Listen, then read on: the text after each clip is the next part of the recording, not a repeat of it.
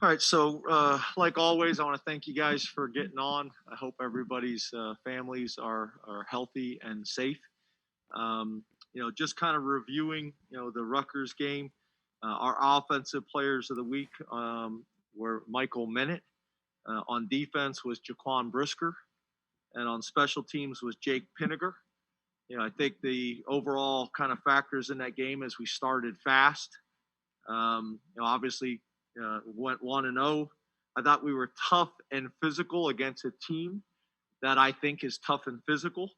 I thought we did that on both fronts, our O-line, D-line, really linebackers, tight ends, safeties. I thought a lot of guys, played really physical. I thought, some of our defensive statistics were pretty impressive. I think 45% of the plays in the games went for 1 yard or less. And I think 37% went for zero gain or negative yardage. I thought the backed up drive that the offense got the ball on, I think the -1 yard line, that went 11 plays for 89 yards. I thought that was a huge drive in the game. And then I thought, defensively in the first half, 2 turnovers on 4th down stops, 4 3 and outs, and a total of 43 yards. And then obviously we're very proud of being part of the 900th win in program history and part of that 900 plus win club that Penn State is a part of. Opportunities for growth. We got to do a better job with the ball. We had done a really good job of, again, protecting the football, but that showed up again on Saturday with a fumble and a pass that was high that led to a tip ball into an interception. We got to eliminate the pre-snap penalties, but overall, again, since the first game of the year, we've been really good from a penalty standpoint, which is something we've done a good job of for 7 years. And we got to be better in details and execution in the passing game. When it comes to Michigan State, got a lot of respect for Mel Tucker in his career over the years. Obviously, his first year at Michigan State. I've known Mel before that. I actually, years ago, Mel and Alabama came and visited. Their defensive staff came and visited with our staff, and Mel was a part of that trip. Jay Johnson, the offensive coordinator, I think he's done a nice job. We have a lot of respect for their offensive line and their wide receivers. The wide receiver number 5, their wide receiver number 8, Jaden Reed and Jalen Naylor. And I think their offensive line and their defensive line, which I'll get to in a minute, are massive, big, strong, and physical. Their defense, Scotty Hazelton, the thing that really jumps out is their D tackles. I think their 4 D tackles and their 2 deep, I think, are 345 pounds, 340 pounds, 335 pounds, and 310 pounds in a 2 deep. So they are big and physical. We're impressed with the cornerback number 29, Shakur Brown, linebacker number 34, Antoine Simmons, who seems like he's been playing there forever. And then D tackle Naquan Jones and number 96, Jacob Panashuk. So impressed with those guys. And then Ross Ells, their special teams coordinator, does a good job. And those same wide receivers show up on special teams. So just kind of give you guys some updates. Again, appreciate you guys being on here and open up the questions. Elton Hayes, CNHI, Pennsylvania. Joe Giuliano, you're on deck. Hey, James. Hope you're doing well this afternoon. You too, Elton. Coach, this morning we spoke with a couple of the seniors ahead of Senior Day this Saturday. This is a group that's experienced the highest of the highs, coming in here in 2016 and being a part of that championship team, Big Ten championship team, to the lowest of the lows with navigating, playing during a global pandemic and all the challenges that it's brought forth. Coach, you're around these guys all the time. You have been for the last 4 or 5 years. I wanted to just get your thoughts on their contributions to the program and if any, maybe you've learned from their resilience that they've shown during this, especially this season. Yeah, I think the way you described it is a good one. You're talking about a group of guys that were part of a Big Ten championship, some of them. I don't think there's been any other program in the league, in that period of time besides us and Ohio State that have won a Big Ten championship. You're talking about a group that won the Fiesta Bowl championship, Cotton Bowl championship. Talking about a group of guys that you could make the argument, maybe the most successful 4-year stretch in Penn State since joining the Big Ten. And those guys have been a big part of that, whether that was on the developmental squad, the scout team, giving looks to the offense and defense, whether that was on special teams, whether that was on offense and defense as backup roles or as starters. And really since, this season has started, things that I've seen and heard in the locker room before games and after games has been really good, during challenging times. I also think about, these seniors and the type of experience, that they're having as seniors. And I sympathize with that, no fans at games, no parents to hug before the games. Even the senior day is going to be different. But I also think about the freshmen, at least the seniors can lean on those experiences that you mentioned. And I think about like the freshmen and the sophomores or the second year players, a good percentage of their Penn State experience has been this. It's been these very unusual circumstances. So I'm proud of those guys, and they've been there from the beginning. They committed to Penn State, during a time where the conversations that I was having with players was probably very different than maybe any college football coach in the country.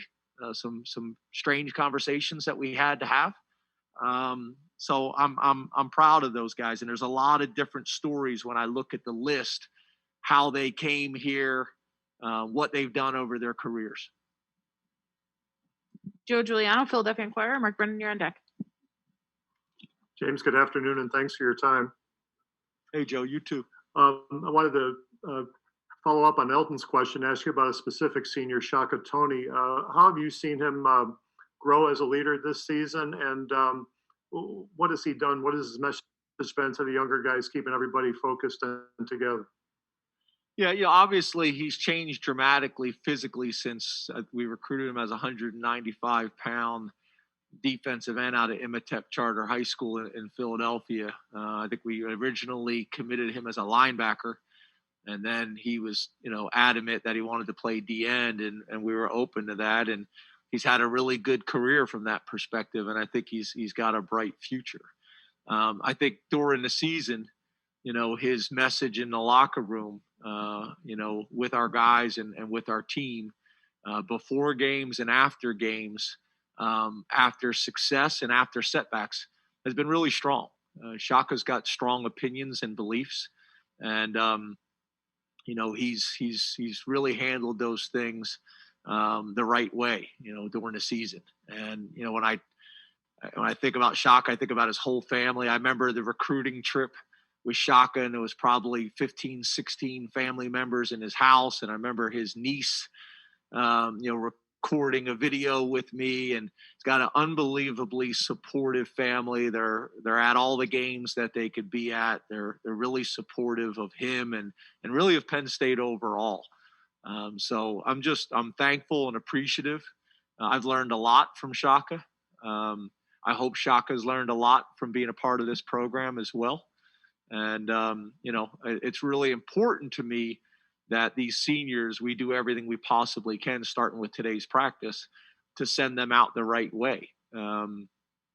Again, you look back at the entire season, obviously there's a lot of things and experiences that we would have liked to have gone differently, some that were in our control and some that were not. So being able to try to send these guys out the right way, with at least these last two games, at the minimum, that we have. Mark Brennan, Lions 247 with White on State. Greg Pickle, you're on deck. James, you guys have always done a nice job with the pregame ceremony and whatnot.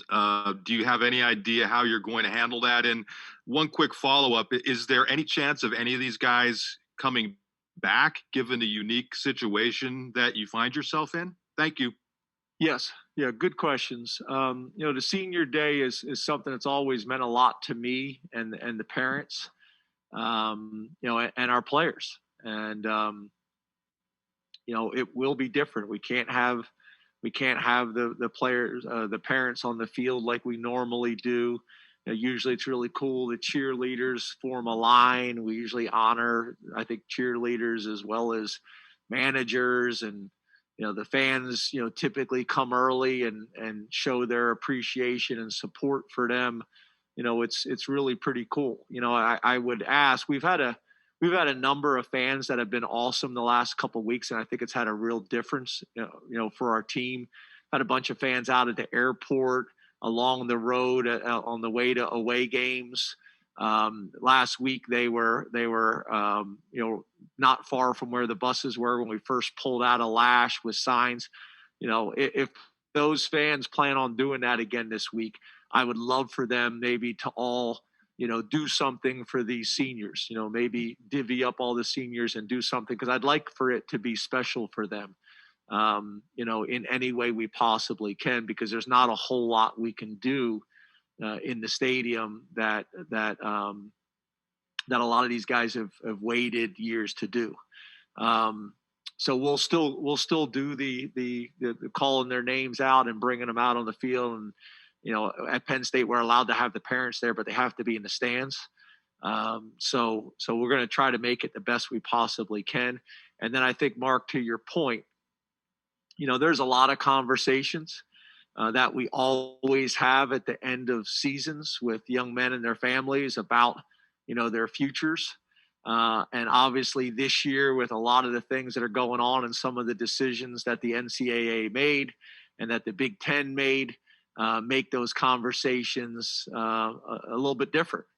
And obviously, this season has had an impact on that as well. So there's some conversations that are going to need to have. I've also encouraged our assistants to start having these conversations on Thursday and Friday, not just about, their futures, but just in general, making sure that we're talking to our guys enough, during a time, again, where, those conversations are probably more valuable than ever. They're always important, but right now, more than ever. Greg Pickle, Penn Live. John Petishnock, Football Letter, you're on deck. Good afternoon, Coach. How are you? Good. You too. Thank you. Hey, I'm just curious what the challenges are trying to close a recruiting class during game preparation. Obviously, that's one of the unique factors of many this year. And then to kind of piggyback on Mark's question, how do you balance those conversations numbers-wise with the idea that some guys could come back? You're trying to finish out a recruiting class here. Just where do you guys stand with the class of 2021 heading into summer? Yeah, so we've had really good conversations, and those guys have been great the whole time. And I think I mentioned, somebody asked me a similar question a week or two ago, and I just talked about our transparency, about just kind of letting them know what's going on and how we see their futures, and I think there's also been something that I think has been appreciated by our parents and by the recruits and the parents of our recruits, is our ability to keep our team and our program healthy. And again, I know the fans what their focus is, but that was always going to be a balance this year, is trying to balance those two things. And I think in some ways that has helped us overcome some of the adversity that we've had, not only in our team but also in recruiting.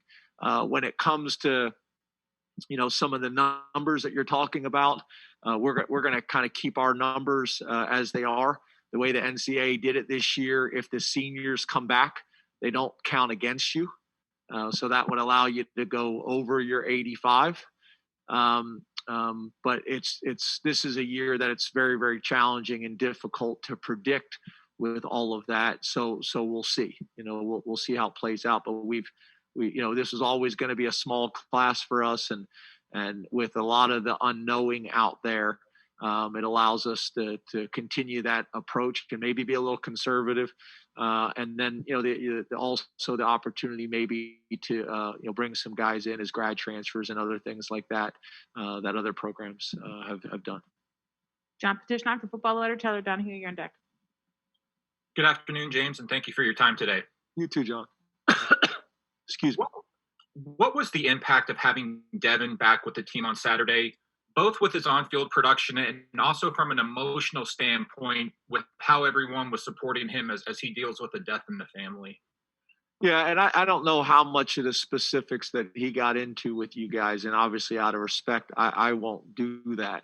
But yeah, there's there's Devin's story and how the team has been so supportive of him and how Devin has handled this, and Coach Sider has handled this, and how we've tried to be supportive. I had a conversation with his dad and stepmom last week.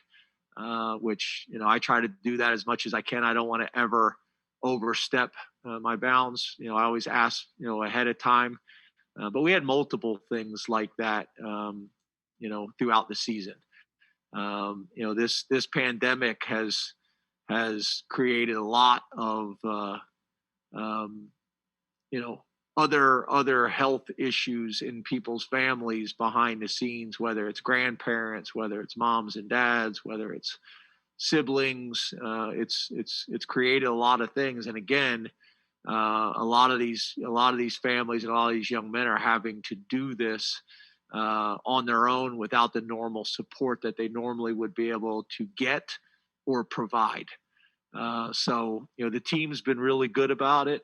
But, all the way back to the beginning of the season, with us losing players, there's been a lot of emotional swings that the team has had to handle.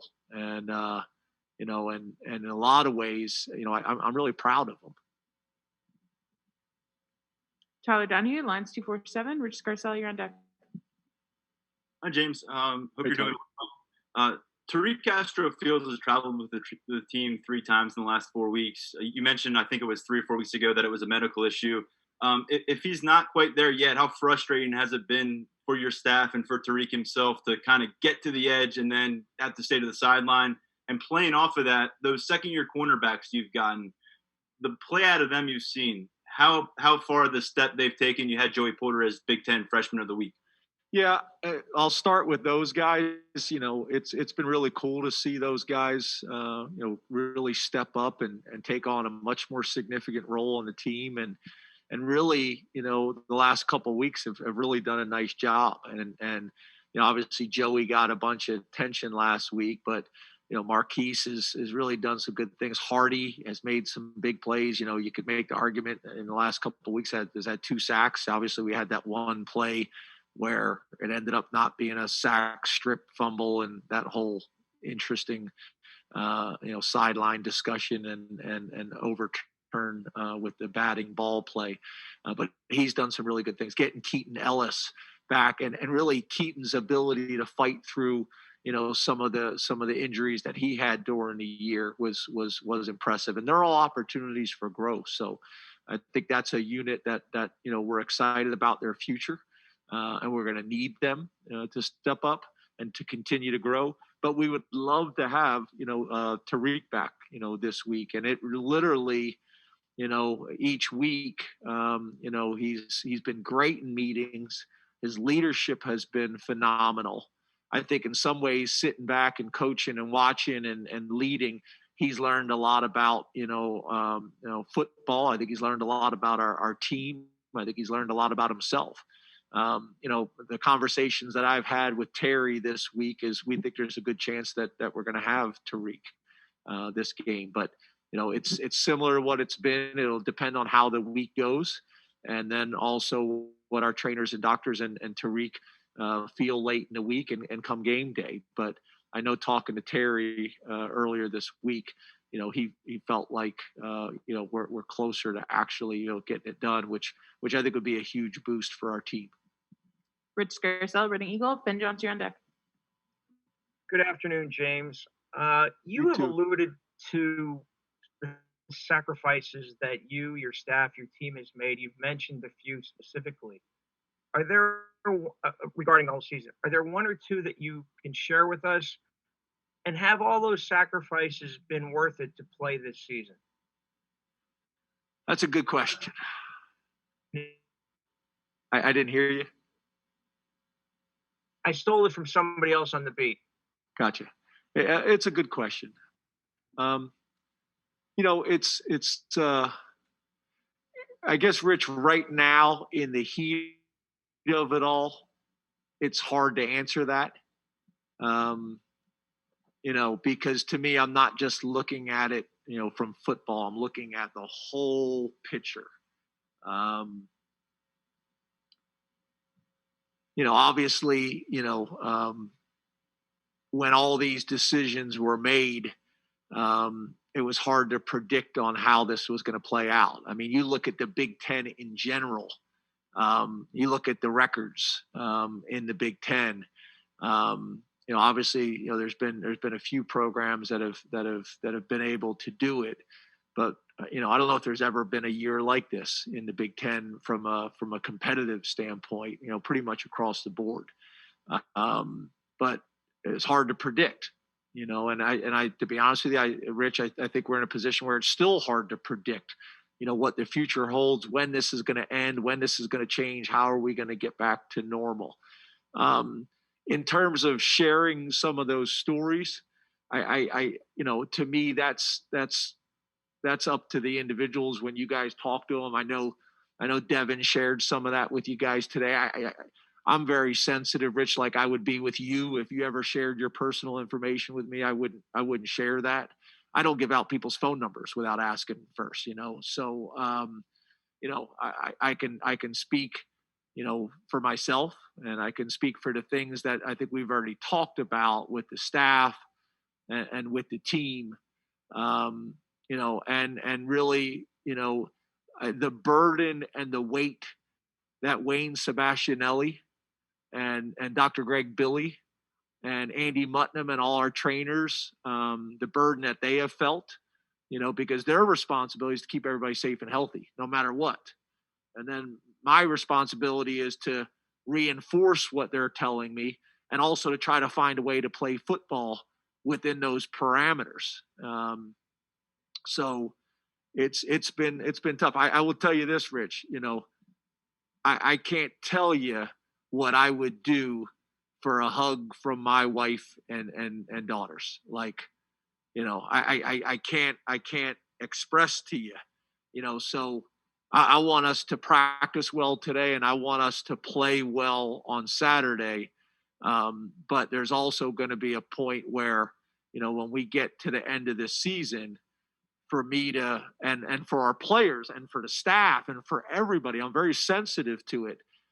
How can we get everybody to their families in a safe way and let them get some time before we come back to school and get back going on our off season and trying to get back to some normalcy.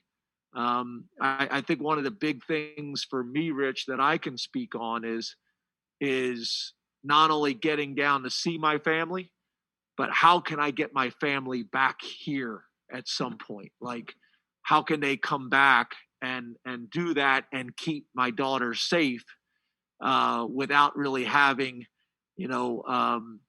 anywhere near here that can handle sickle cell. So, those are my personal experiences. But as you can imagine, Rich, there's probably 150 of those stories, in our program and team. And again, I don't want this to be about me, but I also don't want to share all these personal stories. I hope that answers your question, Rich, the best I can. BenJonesStateCollege.com. Parth, you're on deck. Hey, James, how's it going? Good, Ben. You? No complaints. Brenton and Theo seem to be blocking people with a great amount of enthusiasm. How important have these past couple of weeks been for them, and how important will they be for them? I don't want to speak for Pat, but depending on what the tight end room looks like next year. Yeah, I think Coach Bowen's done a really nice job of recruiting and developing, that position. We're also excited about Tyler Warren. He's doing some good things. We want to obviously, get those guys involved and continue to advance in the throw game. We got to do a better job there. There's no doubt about that. But they have done a really good job. I think you're exactly right. They have done a really good job of being physical with defensive ends, of being physical with linebackers. with doing it in situations where everybody in the stadium in a bad weather day or in a 4-minute offense, everybody knows we're going to run the ball, and they're sticking the nose in there and running their feet, and really two fairly young players. That's been really important to us. So I'm proud of those. Kuntz continues to get better and is doing some really good things. And I had a good conversation with him last week as well, because I still think he has so much room for growth and potential. So it's a good group. Tyler's done a good job of recruiting them. They've done a good job of developing them. They got a good mentality and approach. And I think that goes back to one of the stories that we were talking about before is, some of these guys like, Theo that, coming from Canada, how do we handle that with the borders being closed? And that's an example of, all these different stories that we have that we're trying to navigate with these kids of how we're going to, solve some of these challenges and issues. Arthur Padre, Center Daily Times. Corey Geiger, you're on deck. Hey, Coach. Appreciate the time this afternoon. Thank you. You too, Par. When your team started off 0-5, I believe you said a few times you wanted them to remember what it felt like to win, these past 4 or 5, 6 years when you guys did have a lot of success. In what ways have they done that these past 2 weeks? What did it take for your guys to kind of remember what those previous seasons felt like, and how did the seniors kind of lead that charge? Well, I think for really 6 years, we had found ways to win, all different ways, whether they were blowouts or whether they were making critical plays at critical times, or whether it was a defensive, game that the defensive side of the ball, gave us the chance to win, or the offense had to score points to win, or special teams made a big play.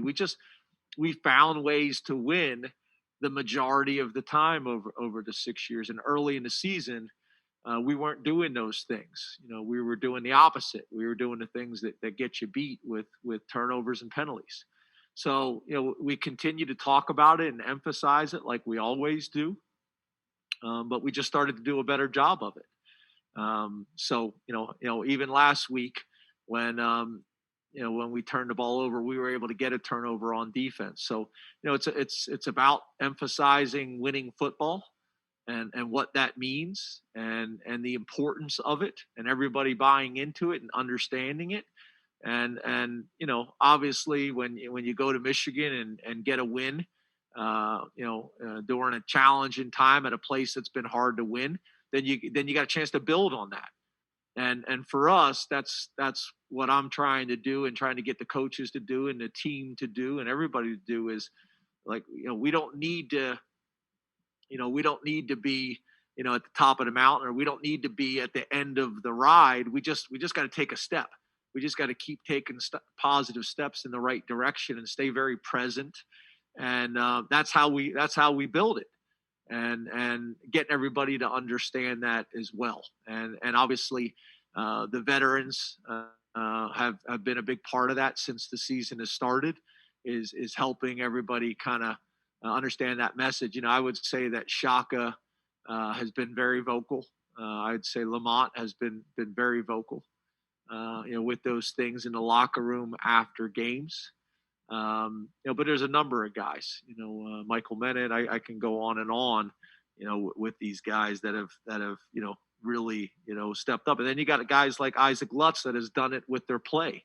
Isaac doesn't say a whole lot, but, he's made some big plays for us over the last couple of weeks. Antonio Shelton's been very vocal. So, again, this is medicine that we don't want to take. But we're going to learn from it, and we're going to grow from it. And I am determined that we'll be better because of it. Corey Geiger, Nittany Sports Now. Audrey Snyder, you're on deck. Hi, James. Hope you're well, and hope your family's doing well. That was very, kind of moving what you were talking about earlier with your wife and daughters. So you too, Corey. With regards to a potential bowl game out there, everybody's making sacrifices. Is there any thought to just getting the season over with, as opposed to extending things with everybody hanging around for another couple of weeks and extending these sacrifices? Yeah, fair question. I think when the Big Ten in the very beginning made some of the decisions they made and came up with the plan, obviously I don't think anybody kind of visualized this, that it was going to be this. And the amount of time that these players have been away from their families. I think about some of the interviews I've seen with the NBA players when they came out of the bubble and those types of things. And you're talking about pros and adults, or at least, older young men. So yeah, I think right now, we haven't really discussed those things, Corey. Every day, Chris Peterson usually comes into my office and tells me about, a game that's been canceled, an NFL game that's been moved to a Tuesday night, or a wide receiver playing quarterback in the NFL. I mean, things that like things that none of us, not even you, Corey, I think could have imagined have gone on this year in the NFL and in college and high school. We got recruits that haven't played at all their senior years. We got recruits that have played half the year and have been shut down. It's just been a very, bizarre year. It's hard to sit here and say you could have imagined it. I don't know if I've said this to you guys before or not, but driving up into these stadiums, driving to the big house and driving to Rutgers, and there's nobody on the road. There's nobody in the parking lot. I do my walk with Officer Monica before the game, and there's nobody in there. We're waving and saying thank you to cardboard cutouts,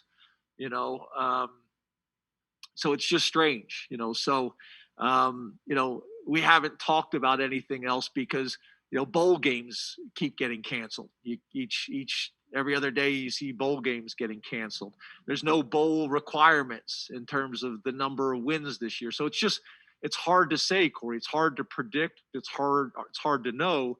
And for us, we're just trying to control the things that we do know right now, which is today, which is Michigan State on Saturday, and then knowing that there's going to be a game after that. But to be honest with you, we don't even know that, Corey. It hasn't even been clearly defined from the Big Ten what that last week is going to look like.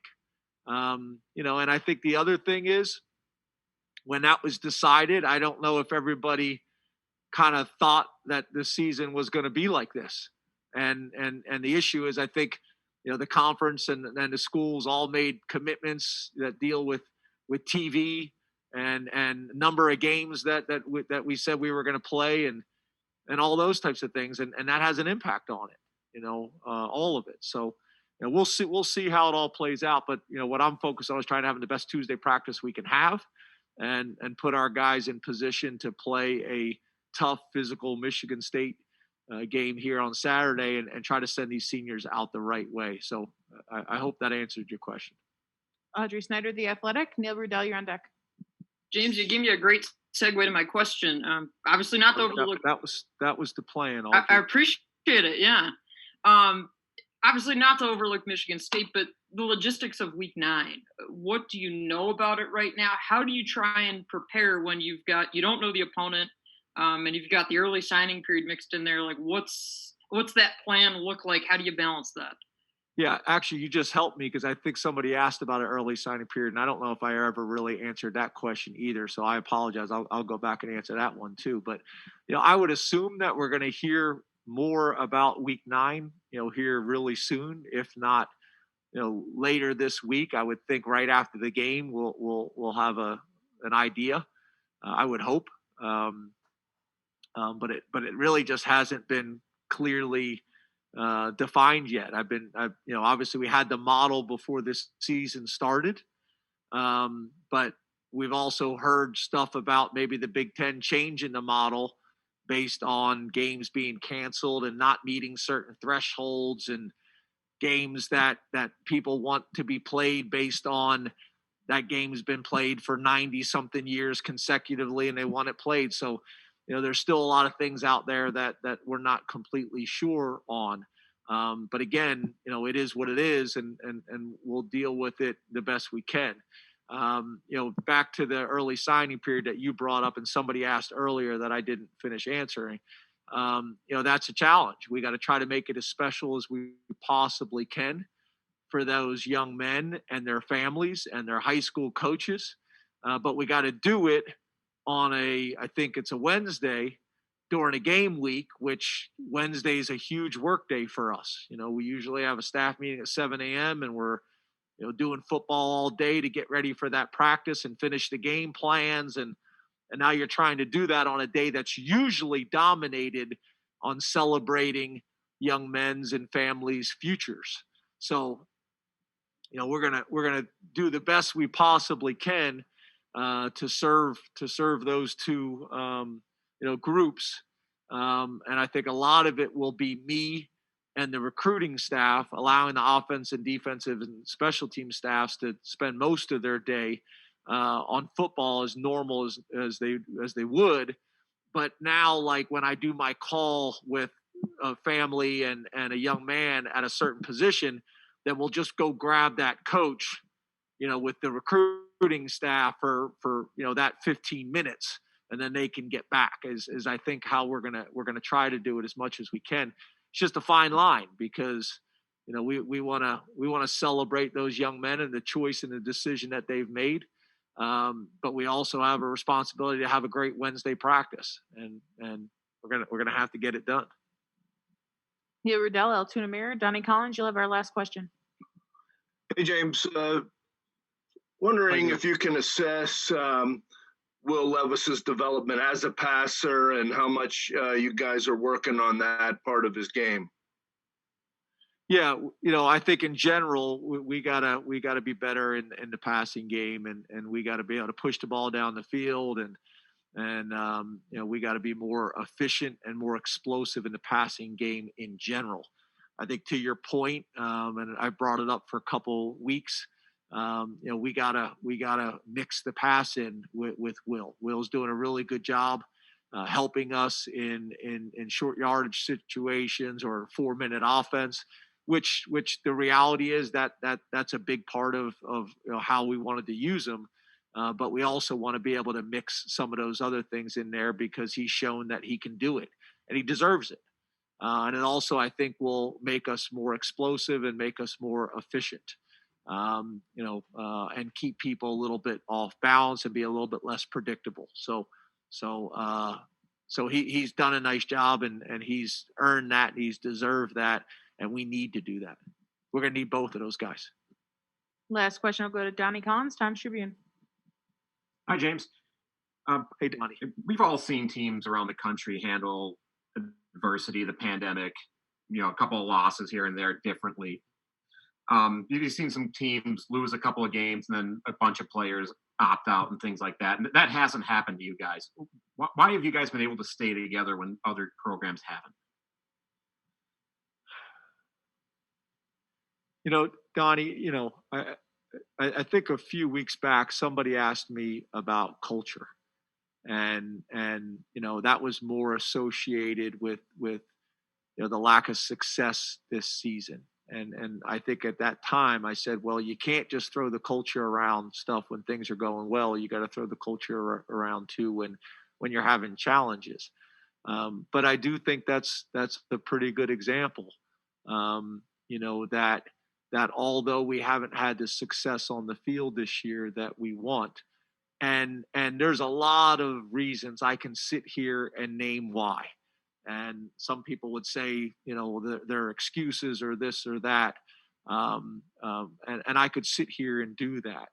But I also think, to your point, there's been some really good examples as well of this team sticking together, of this team battling back at a time where other programs aren't, with guys tapping out or opting out and those types of things. And our guys haven't done that. They've continued to battle. And I think that's a good sign about who our program is and what we've built here. And I also think it's going to be the same things that we're going to use to work through this and to get back to having the success that we had the 4 years before. I think that's really important. I think that's going to be something that I know I'm going to sit down with the team, hopefully before they all leave. We're going to do it by position, but hopefully as a full team as well. And that's going to be what we're going to do to build this thing. I think on January 19th, I think is the date that we start the spring semester. And what does the spring semester look like yet? I'm not completely sure, but those are the things that I think, the conversations that I'm going to have with the players, that I'm going to have with the staff, that I'm going to have with the administration, that I'm going to have with everybody to help us get back to the normal and the Penn State that people expect. And, but I do think your point is a good one. There's been some cracks that have been exposed through this pandemic. But there's also been tremendous resiliency. I know this sounds strange and I don't want this to be misinterpreted, but I'm also proud of that. I'm also proud of how we have battled a lot of adversity and a lot of challenges.